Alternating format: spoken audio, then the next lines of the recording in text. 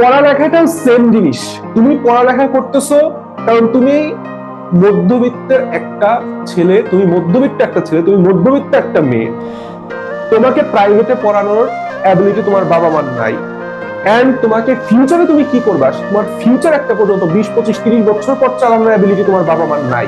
এটা আগে বিশ্বাস করো, এটা আগে মাইনে নাও, আসলেই নাই। এন্ড স্টিল নাও তুমি একটা জিনিস মনে রাখো, দেখো সেটা হচ্ছে তুমি কেন পড়ালেখা করতেছো। যদি তুমি এখন মধ্যবিত্ত হও, তুমি যখন জন্মাইছিলে আরো 18, 20 বছর আগে, তখন তোমার ফ্যামিলি কন্ডিশন কি ছিল? তখন তোমার ফ্যামিলির কন্ডিশন ছিল একদম নিম্ন মধ্যবিত্ত। এরকম অনেক ছেলে মেয়ে আছে যারা জন্মানোর পর বাবা আরেকজনের কাছে ধার নিছে।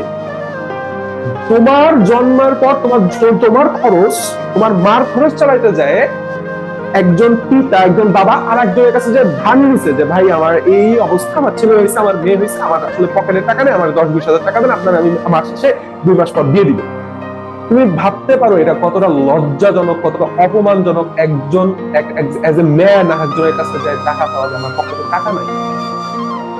তুমি পড়ালেখা করতেছো এই অবস্থা জানো তোমার নয় তার জন্য। তুমি পড়ালেখা করতেছো এই দুইটা মানুষের জন্য যারা নিজের ভুল করে আইনে। আরে এরকম লোকজন আছে ভাই, যে নিজের জমি বিক্রি করে পোলাপান পড়াইছে, নিজের দুইটা গরু পালতো, গরু বিক্রি করে দিছে, পোলাপান পড়াইছে। যা